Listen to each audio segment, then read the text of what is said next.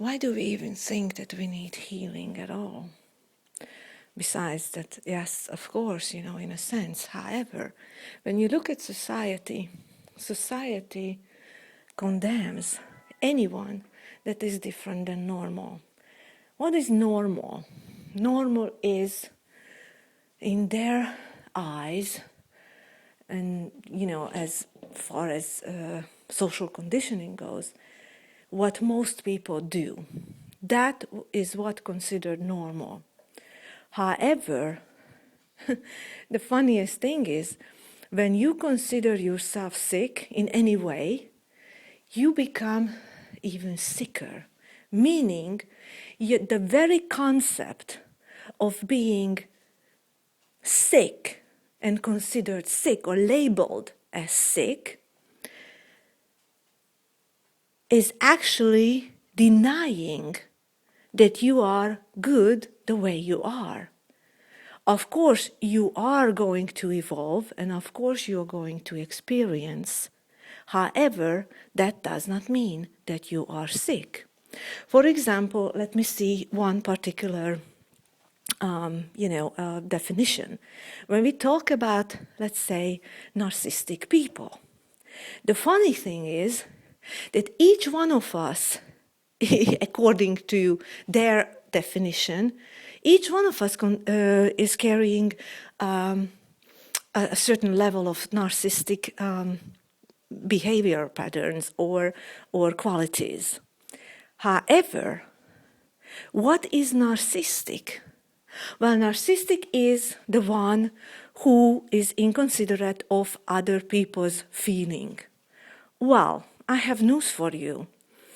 Also in spirituality, we say, you know what? You are responsible for your own feelings. And as far as I'm concerned, at one point in my life, I was too considerate about other people's feelings, meaning at the same time, I disregarded my own feelings. So when we act in a certain way, when we do speak in a certain way or say something in a certain way, and we don't even know and we're not thinking about it, what I should say, but rather living my truth in every moment, meaning and say my truth in every moment.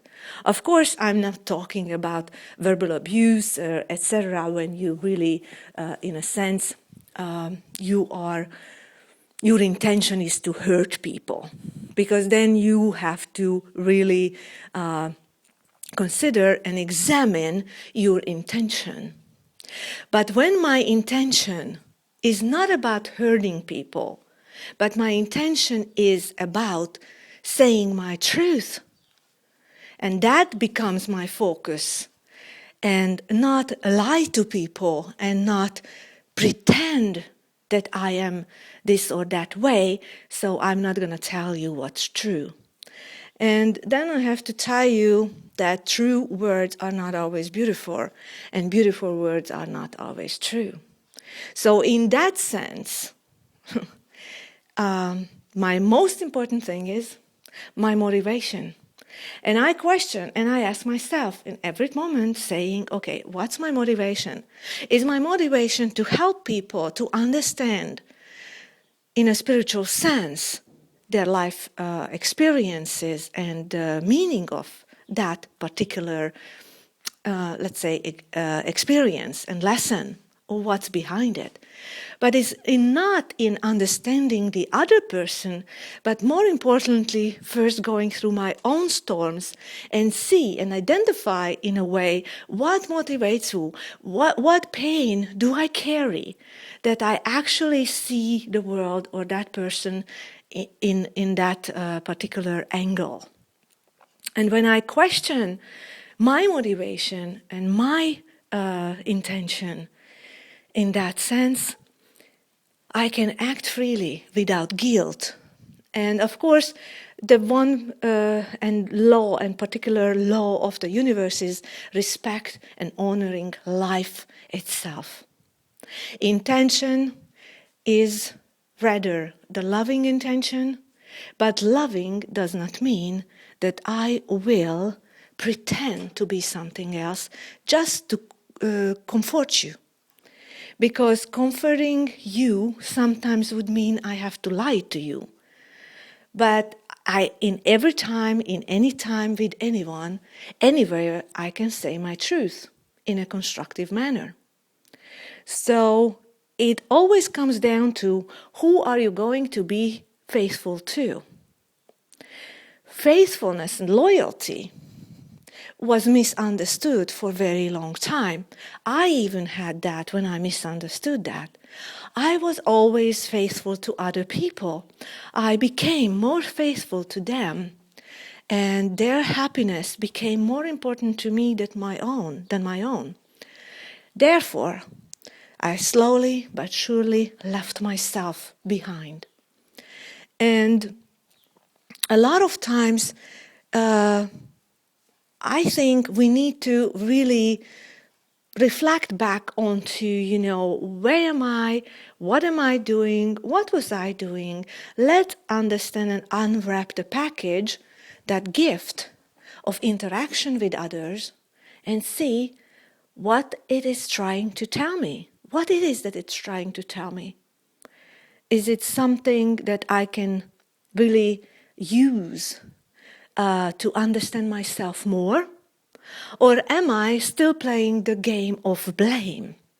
Blaming others for my circumstances, blaming others for my feelings, blaming others and making responsible other people for the way I act? Or I can finally take personal responsibility for my feelings, because they are underlying clues that I carry from the past that I can unwrap and really make a gift out of it for myself, of course. And in fact, therefore, a gift to the world. Because the more I understand myself, the more I transform my viewpoints and see and really see how I work and what pain I carry within from the past that is making me react and act in a certain way. This is exactly what I need to do. Understand myself. See and know who I am. And know why I'm carrying all that within.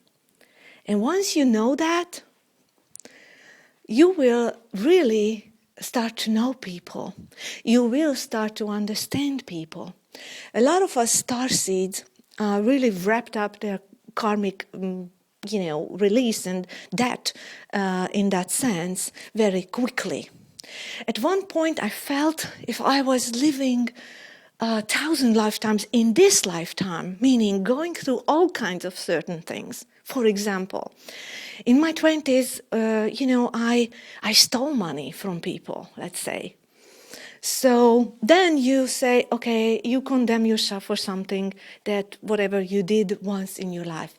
However, when you are not looking your experiences as experiences, that what you learned out of, and you say you're never going to do it again, because after that time, someone robbed me from my particular possessions. So then I knew how it felt. So I stepped into the shoe of that person that I took away something once in my 20s, unknowing and really knowing the consequences and let's say, the implication of such experience and behavior. But when I finally understood is when I stepped into the shoe of that person, meaning I was robbed. Then, of course, oh, that's how it feels. So there is nobody that could judge you. You only can judge yourself. Meaning, if you are not looking for the gift of that experience. But when you say, well, I finally know how it feels. Therefore, I learned out of it. Therefore, I know I'm never going to do that again to no one. And no matter how much, and why? Because on a lower level of consciousness, when you are not in flow with the universal abundance, You do things like that because you think you have to rob people or you have to manipulate people for, let's say, for the money. You're doing all kinds of things because you are not on the level of consciousness of abundance. But when you know that you are abundant in every minute and you can calmly just do what you love and really just enjoy your life in the way, in your creative way, giving back to society what you really enjoy. And by your own joy and your own creativity, you will give a lot more to people. You all need that. Or let's say, for example, at one point in my life, I was, working and I was dancing. I was a dancer, an exotic dancer. So I was making my money in a way like that. And then when you say, I did all that, and when I was doing that job, for a while I kind of felt uncomfortable. But after a while I realized, once I accept the fact that this is how I'm making my money right now, and I am not condemning myself, within, nobody will condemn me while I'm doing it. And the external is only the reflection of myself, the way I am. So I call, these things the confession of a starseed. And we're going to talk about a lot of different things. And maybe, just maybe, some of the experiences you went also through, and then you can understand. We are going to reflect and shed some light on the meaning behind all that. I do not claim myself a saint. I do not claim myself a sinner. We are both in that sense. When you think in duality consciousness, there is no one in this world that have the right to judge you. Of course, you don't need to judge yourself either. You need to accept who you are and what you went through. And you are not your experiences. You were experimenting. You were going through certain stages of your spiritual evolution. And it is not wrong, or it is not bad, or it is not, it's sinful. Because, all of us go through certain experiences. And maybe you did not go through all of that in one lifetime, meaning, I was kind of like, I lived like 1,000 lives in this life because I did so many different things. I had so many different experiences. I went through so many different level of experiences as far as, and each one of them contained a gift, contained the gift of learning, a gift of evolving, and have a deeper sense of how life is and what life is about. Life is not about condemnation and judgment unless you think it is, and you allow other people to judge you. But when they still judge you, you kind of go deep into that and say, so where is the resonance in me that really brings that manifestation of that experience and the judgment that other people hold against me? Because actually what it does is I can see where deep down I do hold a judgment and a condemnation towards myself. Because the external is just a reflection of my inner world. I create. I reclaim my sovereign power, inner power, and authentic power by knowing and by identifying and observing where are those roots inside of me, the cause and effect that is in me.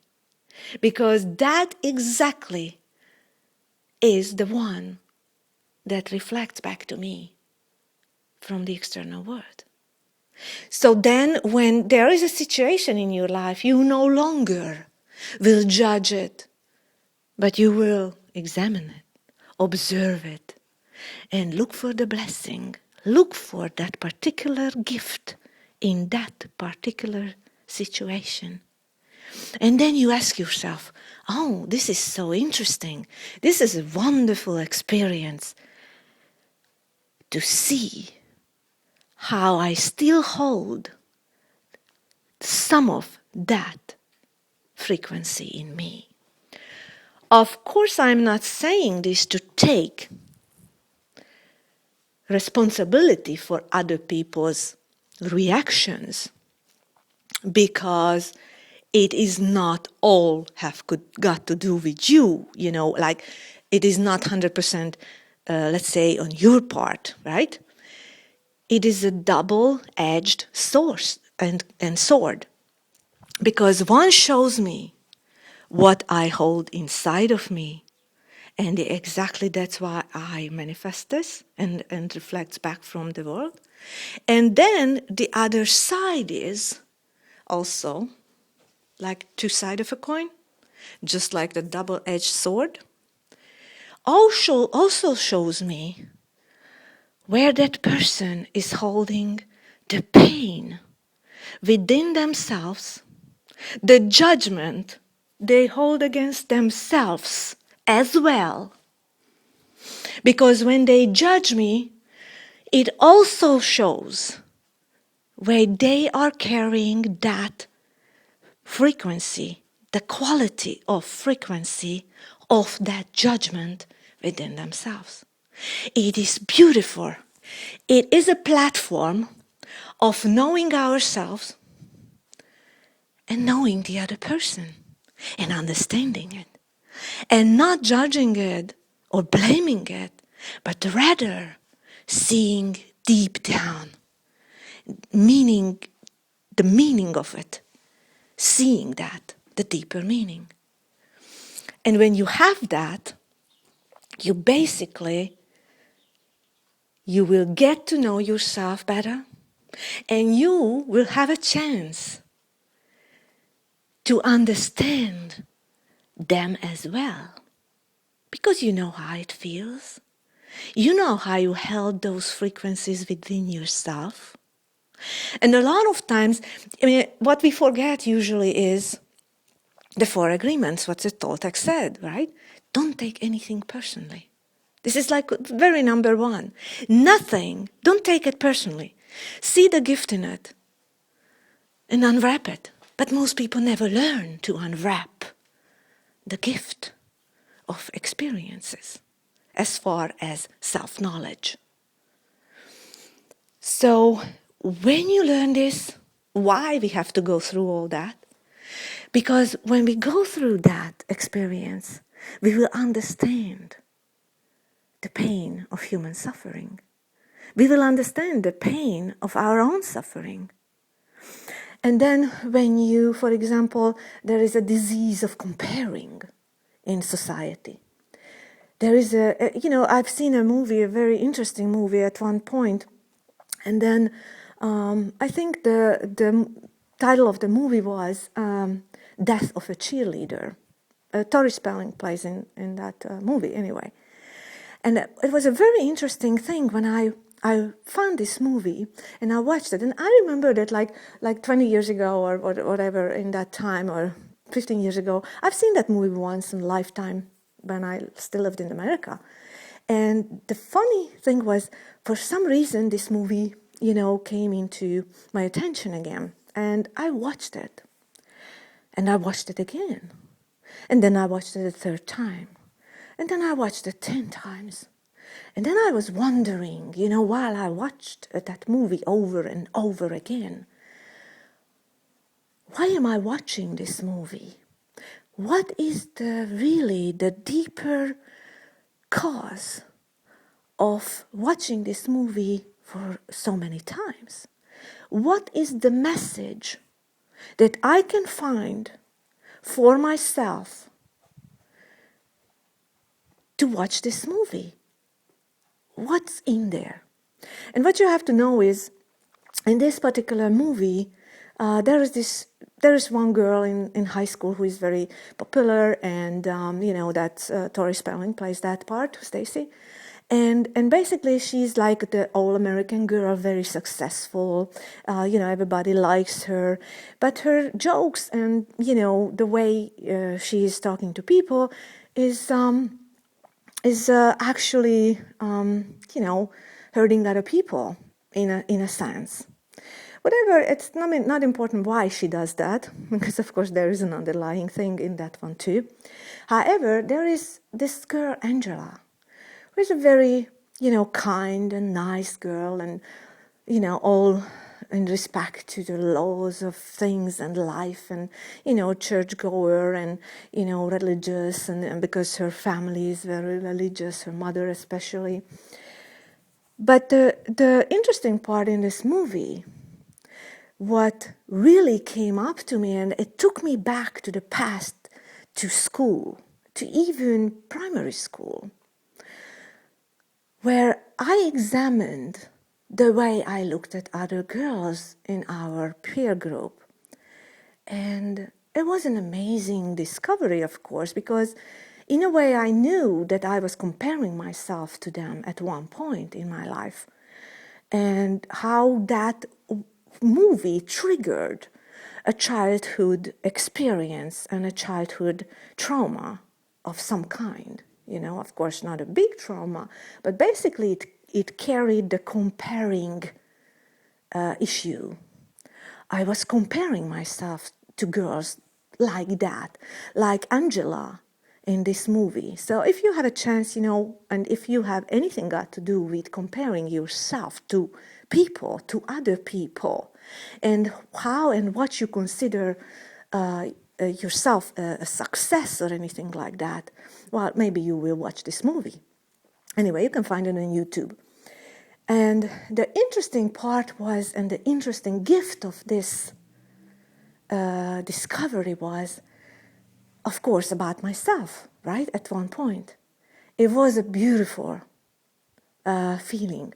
Of course, this movie ends with a tragedy, and how far it can take us humans to really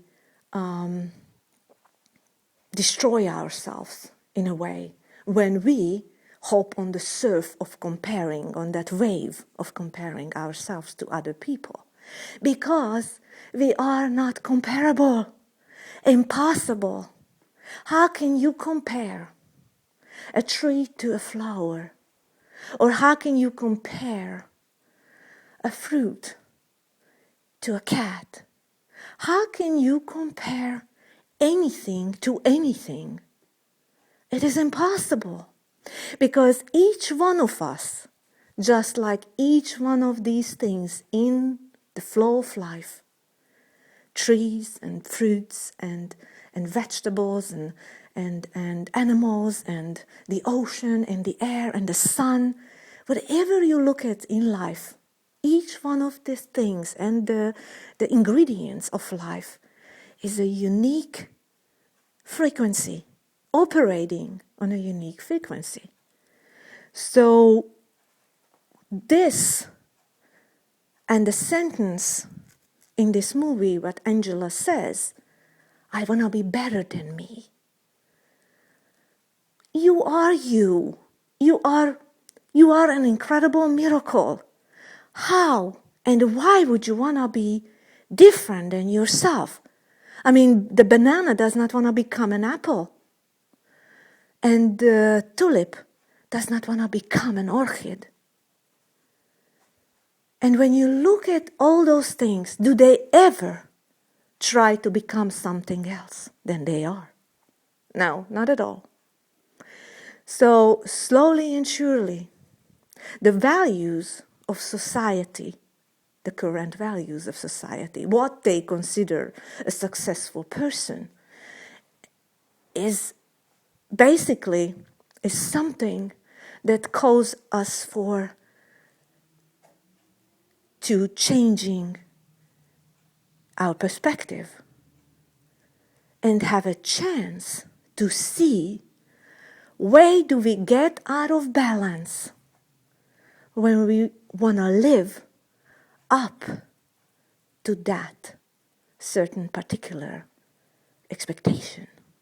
Or is it something that we are carrying in within us? And basically, we are the ones actually that are putting that pressure on ourselves based on other people's value, based on other people's belief system, based on all that is not here for us to follow, but rather see how it really there for us to discern, to recognize its teaching, and it recognize the infinite possibility of really setting ourselves free at this time.